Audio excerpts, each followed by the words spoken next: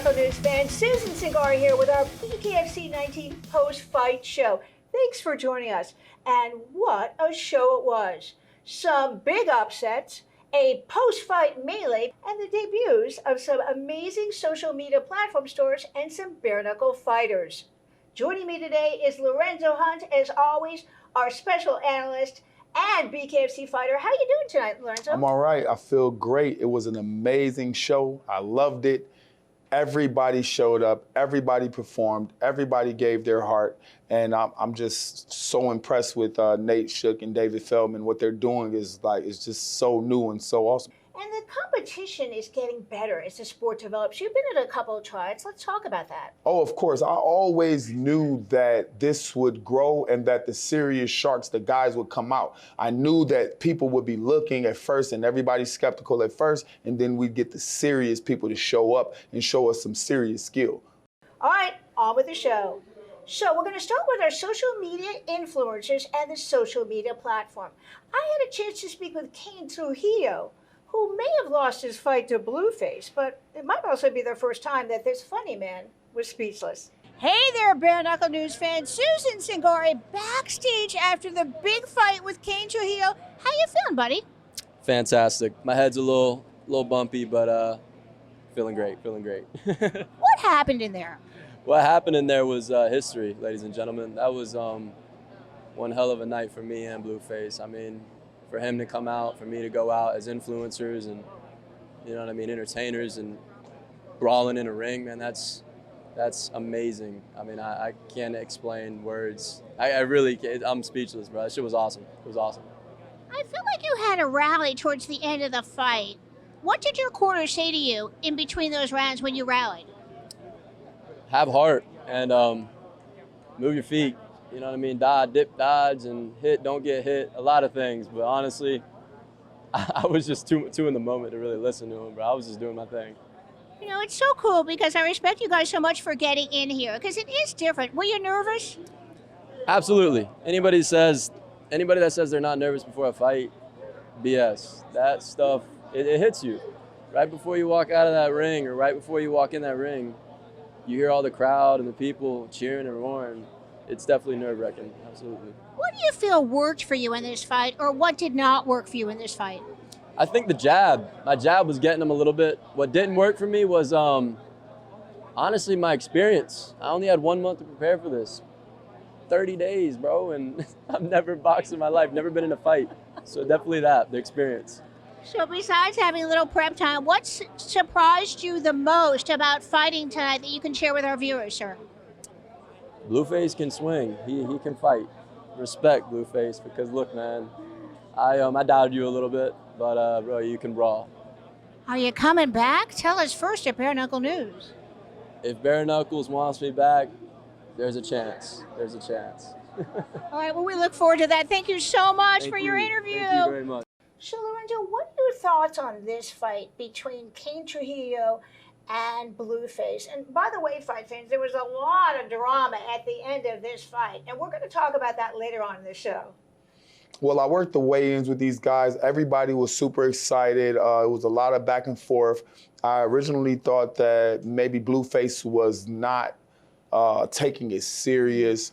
But as the show progressed, I could see it really was a mismatch. It really started to look like a big brother beating on a little brother. And I believe that's why one of the fans just couldn't take it no more. Their favorite guy was just getting whacked on, and he jumped in there to save the day. Sometimes it's like, you know, a mother trying to save their little duckling or whatever, but he came in to rescue him and wound up getting a good beating himself. I was impressed with them, though, because they showed a lot of heart. They didn't have to do this for the fame or the money.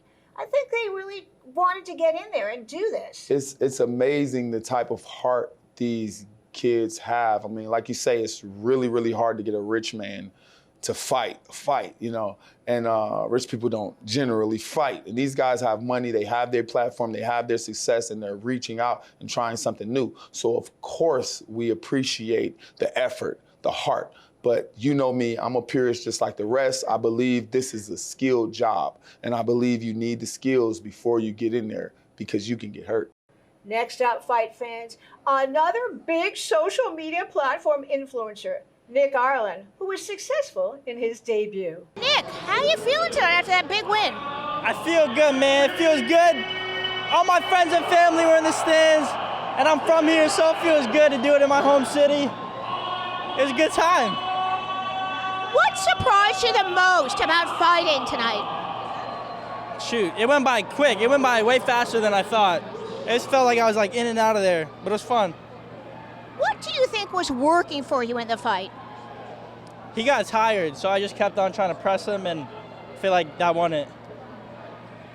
Do you think you might want to fight somebody again? Possibly in the future. You know, you never know, maybe. Now, you fought with gloves, but many of our fighters here at Bare Knuckle are fighting without gloves. Have you thought about transitioning over to fight without gloves? Hell no. No, I don't know if I could ever do bare knuckle. You gotta be an animal for that. I don't know. So what's going through your mind when you were walking backstage and you won? What did you feel like, and how are you celebrating? I just felt happy. And then I got a bunch of my uncles and cousins and my friend right there, my brother. We're gonna turn up and have a good time tonight. Before we go tonight, Nick, is there anything else you'd like to add, sir? Not really. When's the next prank? I want to know when the next prank is. Oh, the next prank? Coming soon. Can I be in it? Shout out to all the fans for watching and tuning in. Appreciate y'all. Without y'all, I wouldn't even be here. So thank you guys. All right, so Lorenzo, what are your thoughts on this particular fight? Well, Nick Ireland and DK Money, they gave us what we asked for. They gave us a scrap. I don't really want to do a professional analysis over, their fight because it wasn't about professional. Neither one of these guys are actually boxers. But they did give us a scrap. They did come. They did fight their heart out. They did give us they threw a couple wild punches, ducked a couple. It was cool. It was cool. It was cute. It was playful, And like I say, they're if they get serious about it and if they go to the gym and they get spend some of that money on some training, we might have something. I think one of the things that's interesting, Lorenzo, is that it really brought more eyes to Bare Knuckle FC and actually brought a new fan base. Well, it's kind of bittersweet, these guys with these social media, these huge platforms that we need them to bring attention to Bare Knuckle. But at the same time, it's an influencer. Influencers influence. And so it is what it is. We have to accept that the new rule of law is that whoever can get the most attention gets the money. And that's the way it is now. Lorenzo always gets the attention, by the way, just so you know, fight fans. I'm attention worthy. And don't worry, for my hardcore Bare Knuckle news fans, I feel you. Both Lorenzo and I will be giving you more interviews from the main card, the preliminary card, and the undercard a little later in this show. Up next, I had a chance to talk to Evil Hero. Let's check it out. Hey there, Bare Knuckle News fans. I am backstage with Evil Hero, the big winner tonight at BKFC. How you feeling, buddy? I'm feeling great right now. Really good. Better than I thought I would. I thought I'd get a little banged up, but I think I was only hit like 3, maybe 4 times the whole fight. What surprised you most about fighting tonight? It's just really overwhelming with the fans and everything. I couldn't hear any of my coaches. And fun fact, my coach didn't show up. My main coach wasn't able to make it. So I just had one of my training partners with me, which kind of sucked. It's interesting you mention that because covering this sport for quite a long time, so much of the fight is a mental preparation, and other fighters have had to go through that. What did it make you feel like because you really had no corner? Everybody told me stay calm, collected, listen to your music. Oh, there was none of that. I was running around like a chicken with my head cut off because I couldn't, my shorts, I didn't have my shorts. They were stuck at the gate. They wouldn't let my training partner in the gate. I was like, how am I gonna go out? How am I gonna go out? And I was screaming and stressed out. 5 minutes later, they come in with my shorts and they're like, all right, go on the stage. And I'm like, I didn't even prepare. I didn't shadow box, none of that. So I was like, oh my gosh, I guess let's go. And so I didn't really have the mindset, but I just went out there and had fun. It was fun. It was so much fun. What worked for you in this fight, do you think? Just movement, just stay moving and putting pressure. I knew if I put pressure on him, it would overwhelm him, which it did. And he stayed on his back foot the whole time. He just stayed moving back the whole time. Kind of a little too much. He was running away, but. What's next for you? You're going to continue your illustrious career with Bare Knuckle FC? Oh, I would love to. I'd love to do another boxing match, maybe bare knuckle. I don't know. But I'm gonna get back in the training camp, and hopefully somebody calls me out. Maybe Tanner Fox. Tanner, if you hear this, maybe me and you can go. I don't know, but don't be scared. Let's do this. All right, you heard it right here. Don't be scared. Let's do it. Lorenzo, how unusual is it for a fighter to have to go into a fight without his cornerman or his coach? Well, it's just a fight. And a fight is a fight. It's a scrap. You really don't need all the accessories. Unless you're divish and you've got like, you need an entourage and it bothers you, it gets in your head, it just got in your head. But when you get in that fight, your senses go out the window. You can't hear anything, you can't see anything but your opponent. You're in there, you're scrapping for your life. You don't need all the extra. All right, Bare Knuckle News fans, wondering who got all these social media influencers into the fight game? My interview with the one and only Fuzi is next. Look who I have behind the scenes with me tonight. Fuzi, the big matchmaker for all those wonderful people you saw on the social media platforms. So talk to us about the fights tonight.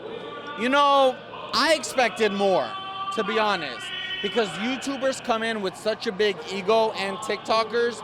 I wanted to see somebody on the canvas tonight, and we didn't get it.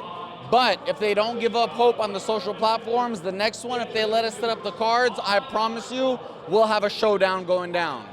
How did you get involved in matchmaking? Do you have a boxing background, or just talk to our viewers a little bit about that, because that's very interesting that you were able to do the crossover. That's a very good question. I fought a charity match. I got my ass beaten because the first nerves, the first fight tempers that you get are outrageous.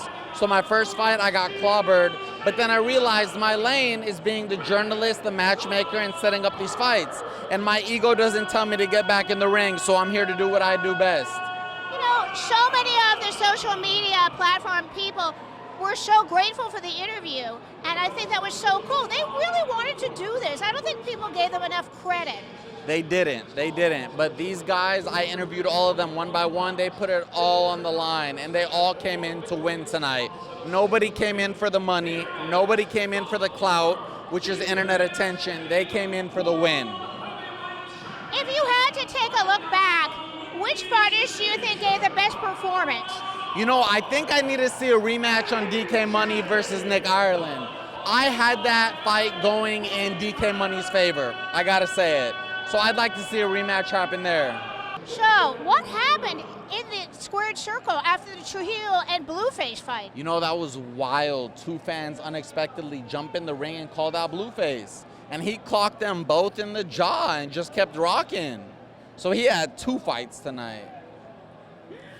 What other things can you tell us about tonight as far as the social media platform guys? Were they nervous? A little bit more about what it felt like for them to get into the squared circle.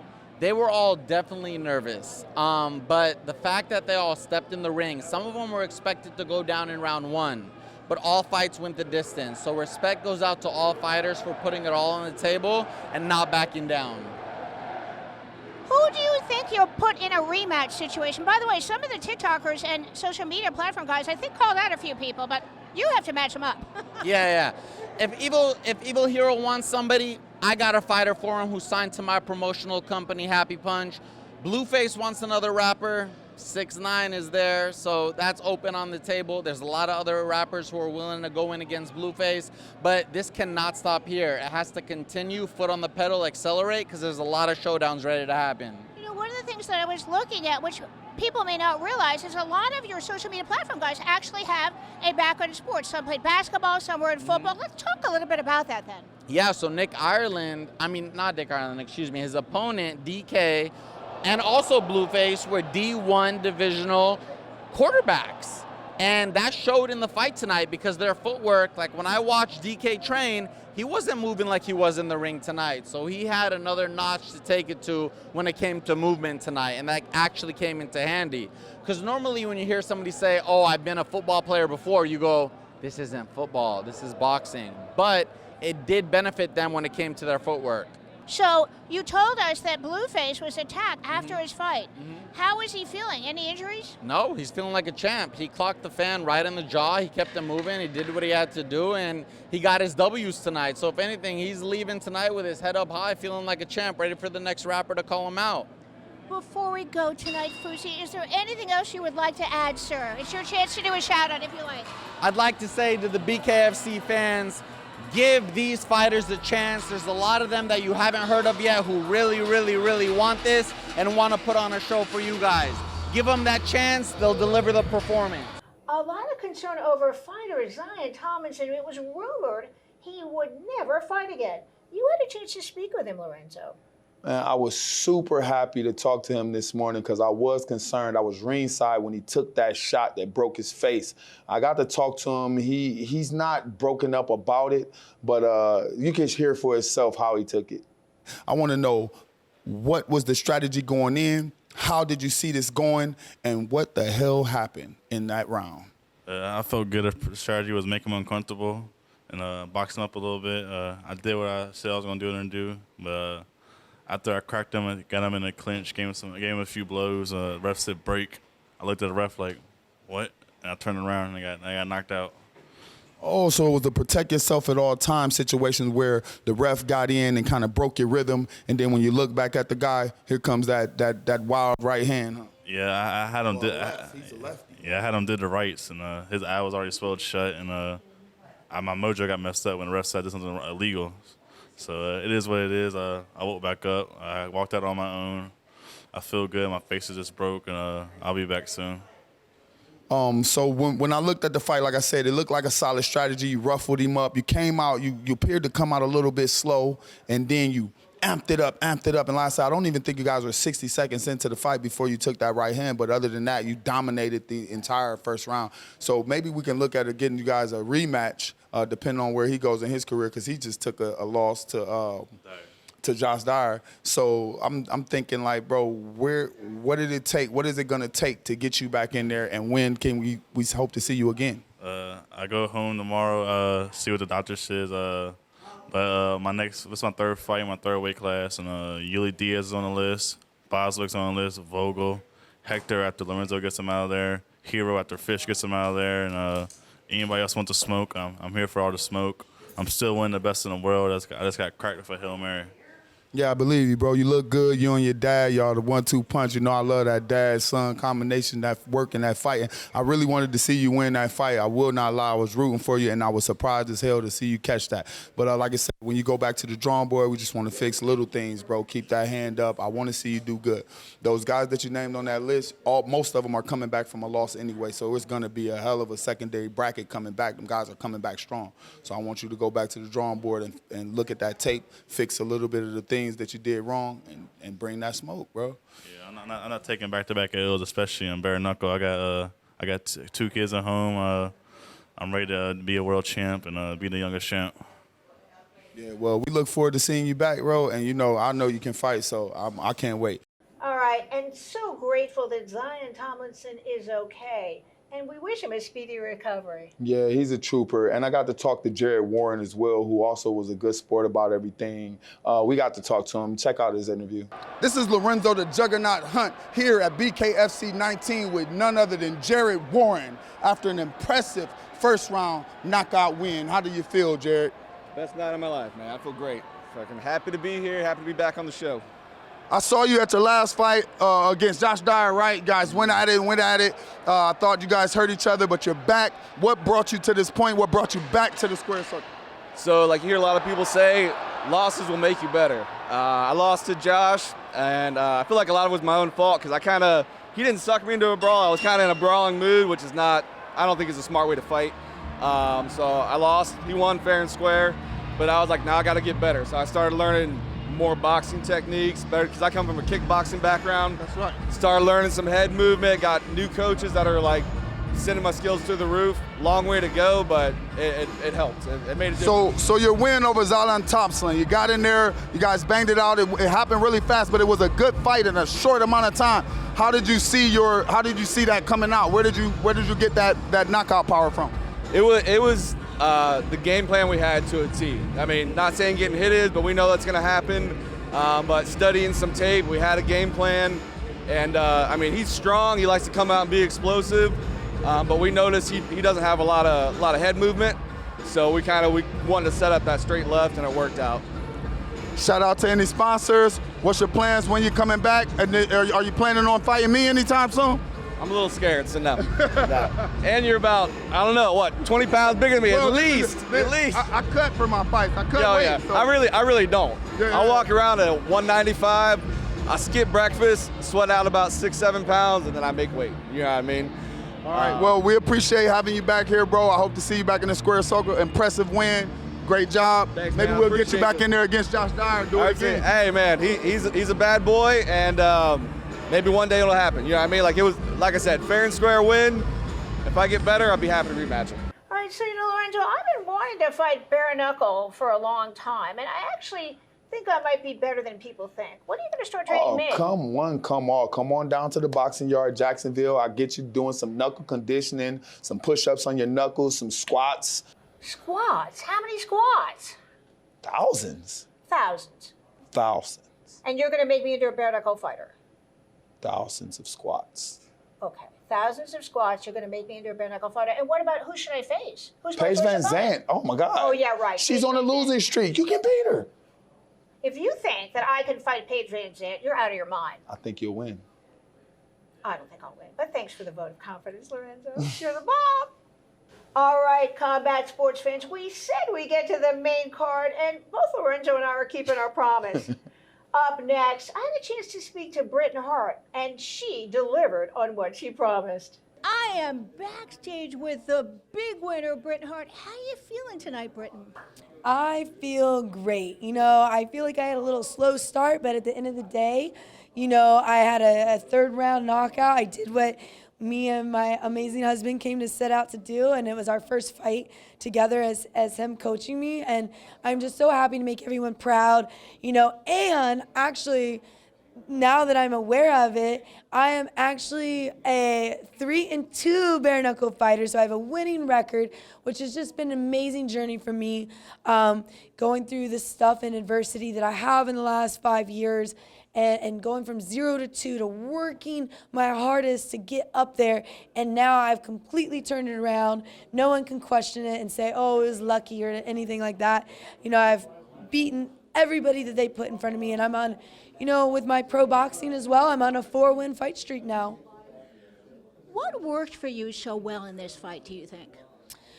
I think, I really was focusing, again, I have that problem on trying to execute certain maneuvers and moves, and I'll be hit him with a 1, 2, 3 to the body. And sometimes that causes me to be a little bit hesitant. And when I lost that and was just going and, I think a lot of people kind of forget that I'm a brawler and can go in and fight on the inside.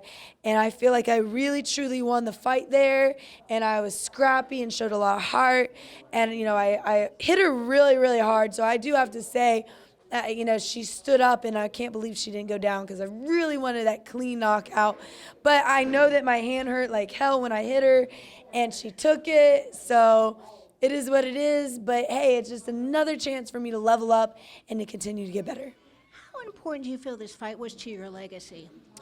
It was extremely important to my legacy. I think that we all saw it tonight. Paige Van Zandt is if it would have won one more round, I would have won. But as we can see, she didn't have the same success. It really is something that comes from the inside out. And I've proven that it doesn't matter who you put in front of me and how aggressive and scrappy and mean they are. I'm going to find a game plan. I'm going to find a strategy to beat them. And to me, again, this is something that puts me ahead on winning. And I am now also the female with the most experience. So I don't know why they won't put me in belt.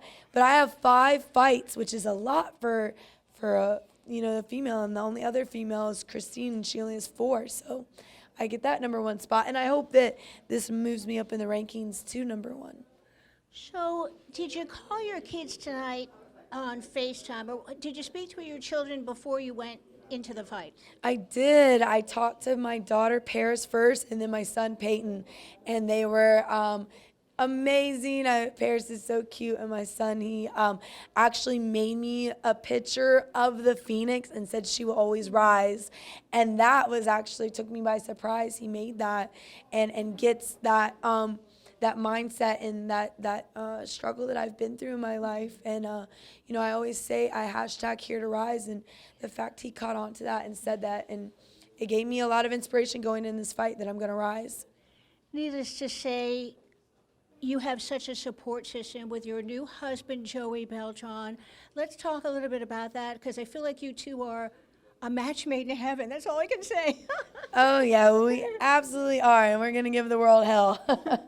But, yeah, no, it was, we talked about a lot of fun things. We were in great energy, but it was like, you know, maybe we'd walk down the catwalk with the wedding dress and fun stuff like that. So a lot of fun, you know, de-stressing stuff going into this fight. But at the end of the day, we both know that we mean business. We both know that we're the baddest bare knuckle fighters that the organization in the world has to offer. And we're so happy to go and show that we can do it together and still be in love and be a positive message, but still be one bad, tough person.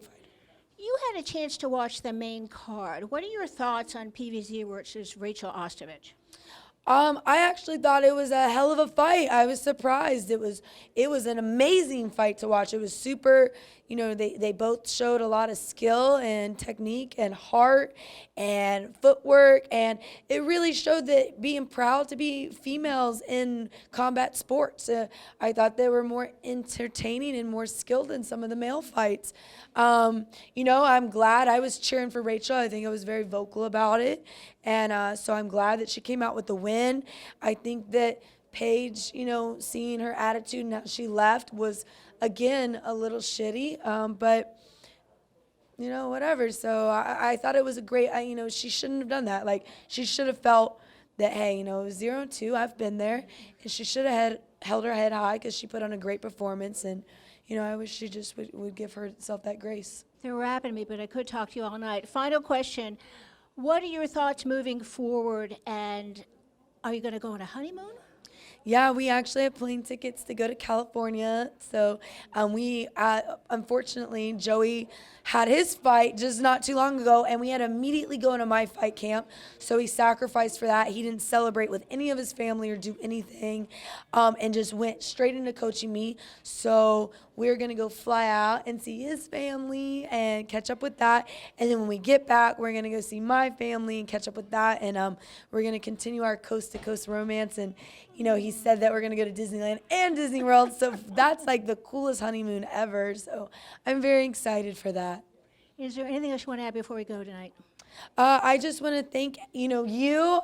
I mean, I think you've been such an inspiration, being a strong female that's just been so supportive. I love you and doing these interviews.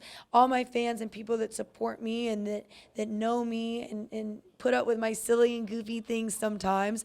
I appreciate you. My sponsors were out of this world for this camp, and they really believe in me. And of course, you know, Boxar in Miami, my La Familia that was here tonight, they made this experience one of a kind, and absolutely my wife, my husband Joey Beltran, and my kids Peyton and Barris. Brittany Hart, you inspire a lot of people, so thank you so much for taking the time to interview with me. I remember the Beanie Weenie story when we first did it. Congratulations, I'm so proud of you. Lorenzo, Arnold Adams with the big comeback. What are your thoughts on this fight? Oh, that was scary, man. That was super scary for Arnold Adams to be taking those big shots from Terrell like that. We did not think that was going to go that way, and he got super lucky. He landed a mean left hook. It was blind, but it had a little elbow on it, and it was just enough to get rid of this guy.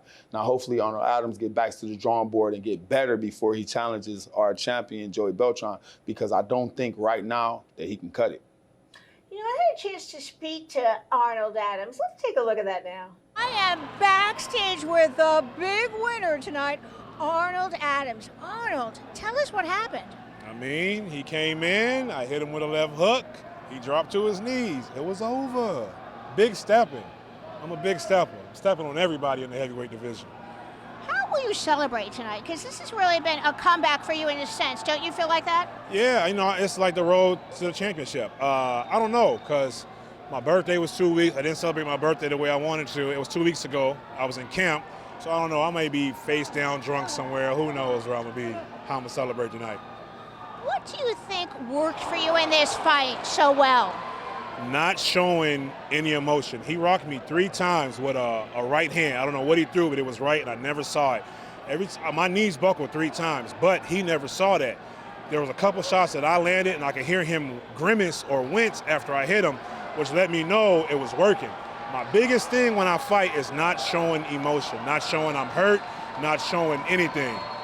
Maintaining my focus and doing what I need to do to get the job done. We should talk about that because so much of the fight is mental. Explain to our fans how important it is to focus. Listen, you see what happened to him.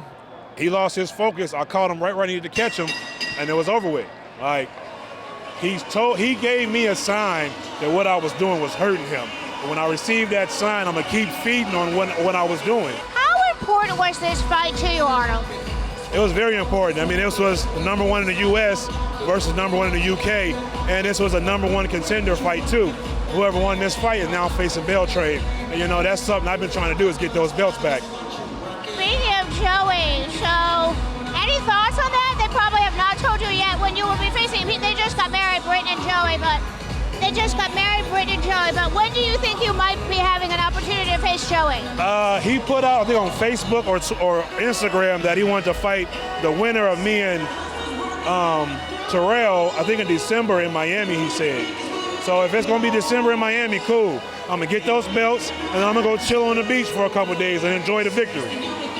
Before we go tonight, Arnold, is there anything else you want to add, sir? Shout out to all my sponsors, Ghost Caviar, Active Empire, Goat Combat Agency, Match Point, Food Prep,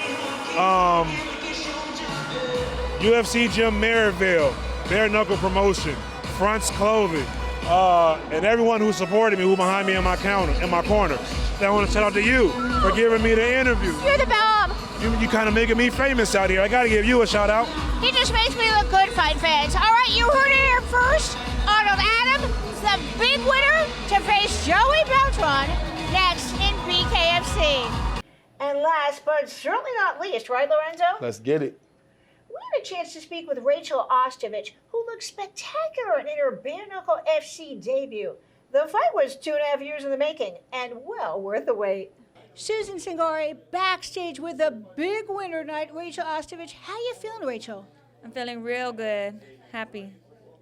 What do you feel worked for you in this fight? Looks like you were very accurate with a lot of your punches. Yeah, we were practicing, a lot of different techniques this fight, accuracy, a lot of inside clinch work. Everything was going to plan. Do you feel a sense of satisfaction? Because it's, 3 years in the making? 2.5, yeah. Real satisfied. I wasn't going to come out a loser. I was going to win this fight regardless. What do you feel was the most surprising thing for you? You looked very comfortable out there fighting bare knuckle. I mean, it's a fight. When I knew it was bare knuckle, obviously it's more dangerous. You can get cut up. Things can go wrong a lot more than, a regular boxing fight or an MMA fight. But at a certain point, you just got to be confident and go out there, and it's a scrap. At the end of the day, it's a scrap, man. It's either me or you, and it's definitely going to be me. How are you going to celebrate? Because you're the first one in the family that's won bare knuckle, right?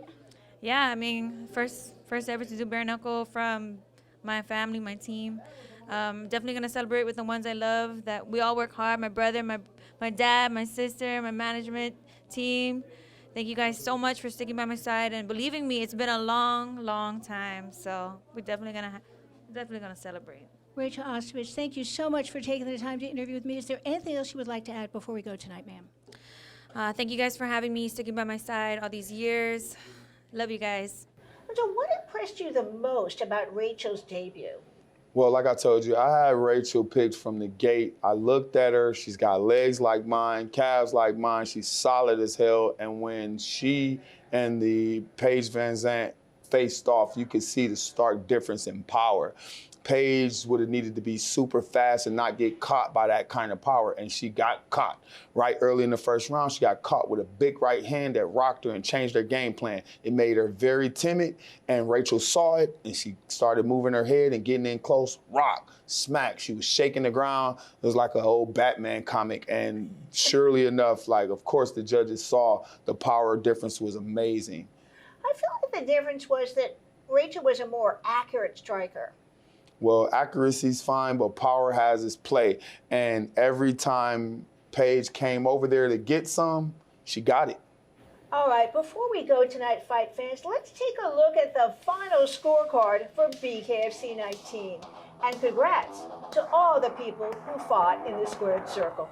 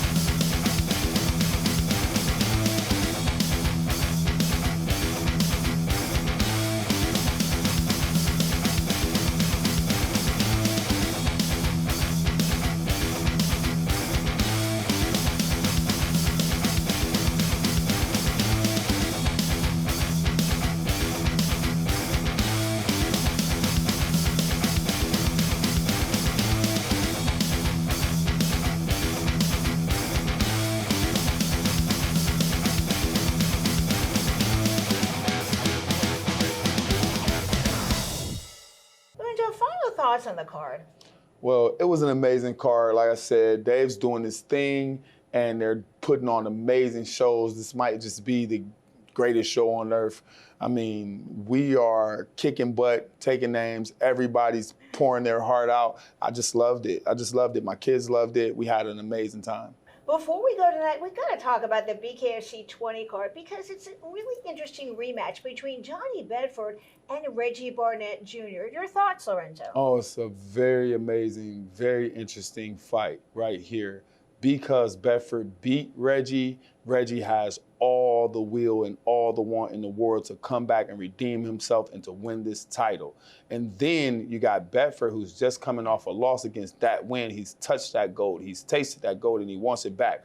This is gonna be a grudge match. You know, Lorenzo, one of the other matches that I'm really looking forward to, and I would think you probably are as well, we have the debut of Alan Belcher, who faces off against Tony Lopez, a bare-knuckle veteran. What are your thoughts on this? Oh, wow. We got two old-school bomb-throwing monsters coming to the BKFC to show us some love. We appreciate their heart. We appreciate their effort, and we know what they come to do. They come to put on a bloody show for us. They come to throw bombs until somebody goes down, and I think this fight is going to be a great fight, potentially fight of the night. So what about you? When are you getting back at the squared circle? Well, I came into the BKFC a monster. I've basically destroyed the division. It's gotten very, very hard to find fighters that are willing to fight me, willing to risk it all. And that includes Hector Lombard.